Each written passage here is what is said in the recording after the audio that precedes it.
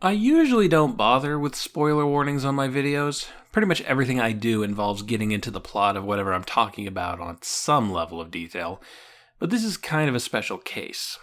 If by some miracle you don't know what the big deal about Spec Ops The Line is, if you don't know what it's trying to accomplish as a game and what's gotten people talking about it over the last 4 years, then I highly recommend turning this video off, buy yourself a used copy or wait for a Steam sale or whatever, pick it up and play it without any preconceived notions. If you haven't been spoiled on this game, I envy you. Now, on with the show. The brown current ran swiftly out of the heart of darkness, bearing us down towards the sea. And Kurtz's life was running swiftly too, ebbing out of his heart into the sea of inexorable time.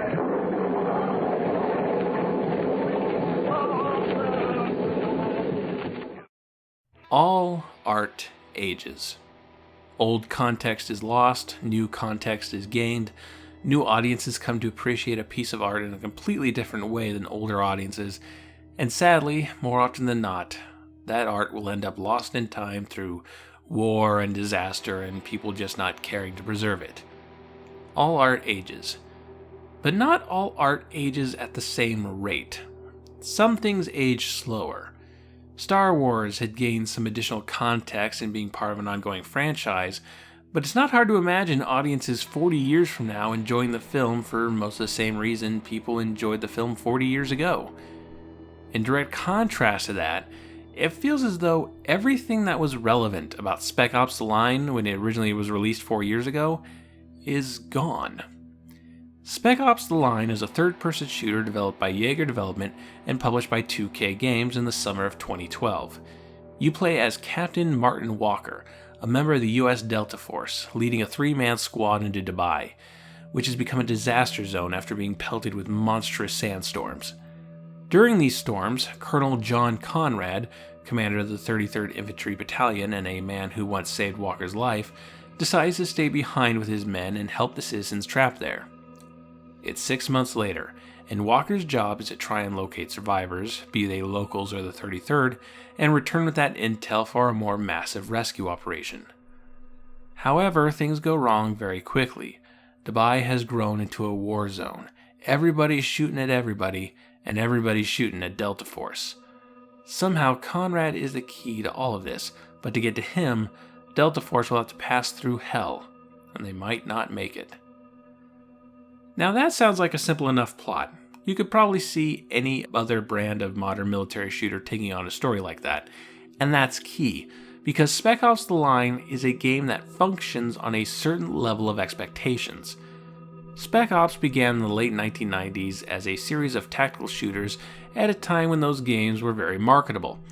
In contrast with a lot of 90s first-person shooters that had you running around at breakneck speeds, taking tons of damage and responding in kind, tactical shooters like Spec Ops contemporaries Rainbow Six and Ghost Recon favored a slower pace and more realistic combat system that saw everybody go down with just 1 or 2 shots, be they protagonist or antagonist. You didn't run and gun through corridors. You usually were put into large open areas approaching buildings from multiple points of entry that allowed for a customizable playstyle. Unit management was a common feature. You'd often be leading a small team in a hostile territory, and you had to go over maps and intel and make plans ahead of time. The tactical shooter was a fairly popular and profitable genre from about 1998 till 2003. With what seemed like the final Spec Ops game being released in 2002. In 2003, the world saw the release of the first Call of Duty game, a World War II set first-person shooter that favored linear set pieces over tactical play. You didn't micromanage units or your personal arsenal. It wasn't the first of its kind. Medal of Honor was already 5 games in at this point, but Call of Duty gradually surpassed it in sales and recognition. Call of Duty 2 stepped even further away from the tactical shooter with mechanics such as regenerating health. And then 2 games later, we had Call of Duty 4 Modern Warfare, shifting the series into a contemporary setting. And the genre of the modern military FPS was born. Now, of course, none of this had to erase tactical shooters. There's no reason we couldn't have had multiple genres of shooters on store shelves, but starting with Modern Warfare, Call of Duty became a pop culture phenomenon. The Call of Duty series made a lot of money. It remains the fourth most profitable gaming franchise after Mario, Tetris, and Pokemon. Call of Duty games had the largest launches of any piece of entertainment media, surpassing the biggest of movie blockbusters. So with the modern military shooter being the hottest thing on the planet, it was only natural that everyone would be bending over backwards to compete with it, and maybe siphon off some of that sweet Call of Duty money. Medal of Honor and Battlefield stepped up their game to be more like Call of Duty, but that wasn't as far a stretch as the tactical shooters that took the plunge. Both Rainbow Six and Ghost Recon changed things up to be more accessible to the Call of Duty crowd, with regenerating health, set-piece gameplay, and fewer tactical options. So these were the market trends upon which Spec Ops made its return after a 10-year absence. And by all appearances, it seemed to be following in the same trends as Rainbow Six and Ghost Recon. It became faster paced, it had regenerating health, you navigated a linear shooting gallery instead of a more open, explorable space, and combat was built around large set-piece moments. About the only thing that was still distinctly Spec Ops was that it was a third-person shooter, which meant it was also drawing from third-person cover-based games like Gears of War. And you still had a few squad mates that you could give simple orders to. Not that you need to, as I discovered when my middle mouse button decided to crap out during this latest playthrough. Turns out you'll be fine if you just let your AI partners wander off and do their own thing. So yeah, you got an old IP seemingly reinventing itself for the Call of Duty audience. But that raises an important question. Who is the Call of Duty audience? Well, the answer is of course a wide variety of people. You can't be the most widely sold piece of media ever and say you attract a niche audience. But there is a certain stereotype of player that many refer to as the dude bro. The dude bro image was that of hyper-masculinity, manly traits were front and center, and if you had anything to say about it, well, you're just a bitch or a faggot. Dude bros are into sports, they're very patriotic, very pro-military, and if you're not, well, you're just, well, you know. They're sexist, homophobic, and they always have a microphone when playing multiplayer. They're if Gaston played video games. As an aside, there are definitely awful human beings like that. I don't want to let that shitty behavior slide. But the idea of the dude bro is one that is largely created from the outside to deride people who play certain kinds of games over others. It's the same ballpark as gamers who complain about the filthy casuals. You don't like the games I like, therefore you are actively harming the medium of video games. Bob Chipman even went so far as to create a reoccurring dude bro straw man character for his Movie Bob show. So if you need any reassurances, you're not a dude bro or a bad person because you like Call of Duty. If you act in a misogynistic or homophobic manner, you're a bad person. If you're a bully with a microphone while on multiplayer, you're a bad person. But simply liking or even preferring modern military shooters just means your tastes differ from mine. Alright, so I don't feel it's accurate to say that the core Call of Duty audience are dude bros, but it could easily be perceived that way, and it was that perception that Spec Ops The Line acted on. If, say, you didn't care for modern military shooters, you thought they glorified war and toxic patriotism and their stories were shallow, and for some reason you found yourself playing Spec Ops The Line, you'd probably be pleasantly surprised by its subversions. But I don't think that's the reaction the game was going for. It wants the Call of Duty audience. It wants the dude bros. It wants people who thinks this will be another military shooter that glorifies the United States Army.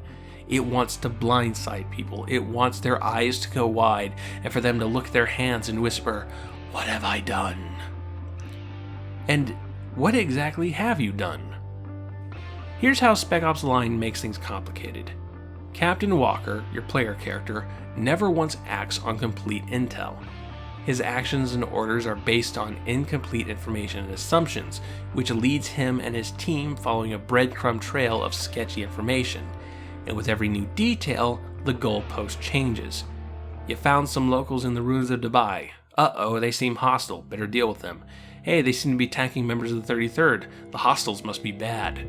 Wait, the CIA is here, and they're fighting the 33rd. So the CIA is also bad? But now the 33rd are attacking us and kidnapping locals. So the 33rd are bad? There are multiple factions involved, and at different points, Walker winds up working with and fighting against every single one of them. Every action Walker makes things worse. He doesn't save anybody. In fact, his actions doom what little hope these people might have had.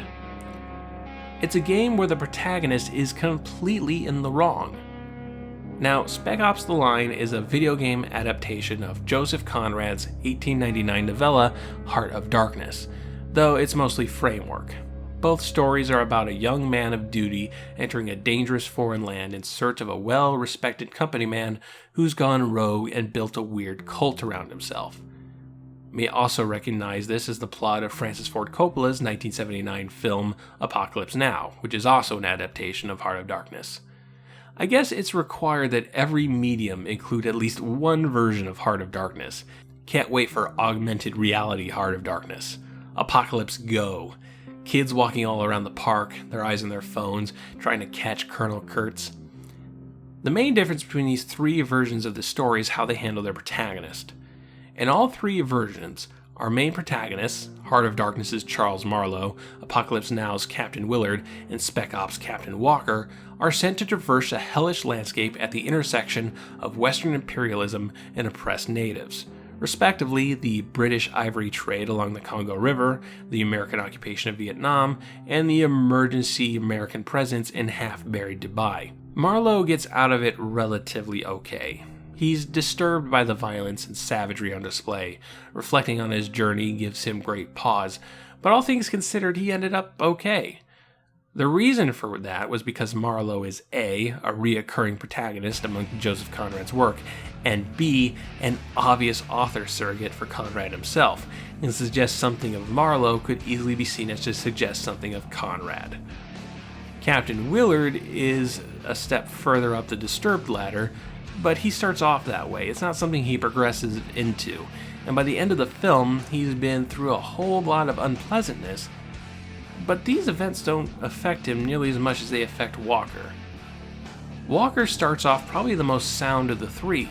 He's presented as this nerves of steel, square-jawed, modern military shooter hero, but the higher you are, the harder you fall, and after seeing countless atrocities, all of which he had a hand in, Walker crosses a line he can never come back from. He starts hallucinating, hearing the voice of Conrad over a radio despite, as we learn at the end, Conrad being long dead. The Colonel Kurtz character is a figment of the protagonist's imagination, a specter brought about by madness. It's a level that neither Heart of Darkness nor Apocalypse Now really gets into.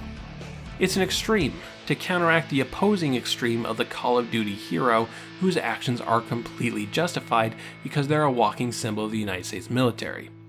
If you try to transfer that symbolism over to the protagonist of Spec Ops: The Line, then you wind up suggesting a military that is rash, murderous, and incompetent, which is not something the hypothetical dude bro audience would want to hear. But I think Spec Ops: The Line wants to push that further and put the blame on its audience. Oh, you thought this was just a normal aerial section like you saw in Modern Warfare? Well, joke's on you. You're murdering civilians with white phosphorus because you thought you were the hero and didn't need to look at the conflict more carefully. But is that a sound idea? Can you really place any level of blame on a player for the actions of their in-game character? That's the working assumption here. This can't just be a game that comments on war. And according to Walt Williams, one of the main writers of the game, it isn't.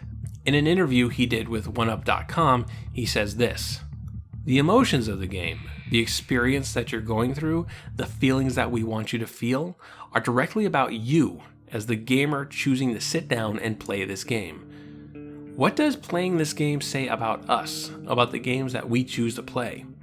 It's very much about speaking to the gamer as a game, not about war. Because we have nothing to say about war that's anything different from what anyone else might say. I haven't served in combat. I don't think anyone on the team has served in combat. Our opinions on war would be nothing but opinions. So we're getting pretty close to a thesis here.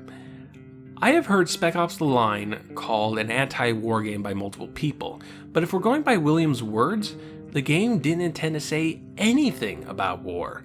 It only intended to say things about games. It only intends to make dude bros question the games they pick up and choose to play. But here's where that idea falls apart. Williams says it's about the gamer choosing to play the game, and that's pretty apt because there's no other choice involved. The game is just as linear as any Call of Duty game. There are a couple of moments that tease at the idea of choice, and I do mean exactly 2 moments, but they're false choices that don't change anything significant. Now, I'm not one to rail against linear games. I don't mind if the game developers feel that's the best way to tell their story or to get their point across. It's just one of many ways to do so, and conversely, I don't think a game with a lot of player-controlled variables, games with a lot of choices, are necessarily better. It's all just different ways to tell a story. However, linear games become a problem if you want to hold the player accountable for, well, anything. If the player has no control over the story, if they have no control over the decisions Captain Walker makes, then what can you even say about the player? It doesn't matter if you want to drop the white phosphorus or not. It doesn't matter if you're a Call of Duty dude bro or not. All that matters is that the story is going to do what it wants to do regardless of what you want to do. You may as well say that Spec Ops The Line is a movie with shooting gallery minigames between scenes like some really convoluted DVD menu. Heart of Darkness isn't about the act of reading a book, and Apocalypse Now isn't about the act of watching a movie. They're about themes within the story, themes Walt Williams claims they were deliberately avoiding. They may ask you to empathize with their protagonists, and they may ask you to consider the society we live in and how we can lead ourselves in some pretty messed up situations. But they're not trying to question the mere act of consuming media. And if your game is just about the act of playing games in 2012, what happens when the act of playing games changes dramatically over just a handful of years? In the last 4 years, people have really started to cool on Call of Duty. It's still making a ton of money. Call of Duty had the best-selling game last year, but it's not making as much money.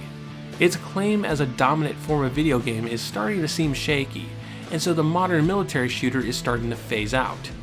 Each Call of Duty game steps further and further into the realm of science fiction, while one of Call of Duty's main competitors, Battlefield, is going in the opposite direction with a game set in World War I, which is a very untapped setting for video games. As for Medal of Honor, it's just kind of faded away. Some of the most talked about first-person multiplayer experiences in the last 4 years include one where you double jump around giant mechs and a Star Wars game. With the gradual dissolve of the modern military shooter also comes the gradual dissolve of the dude bro image. Frankly, in a post-Gamergate world, the image of some frat boy asshole saying homophobic things through the microphone feels almost quaint.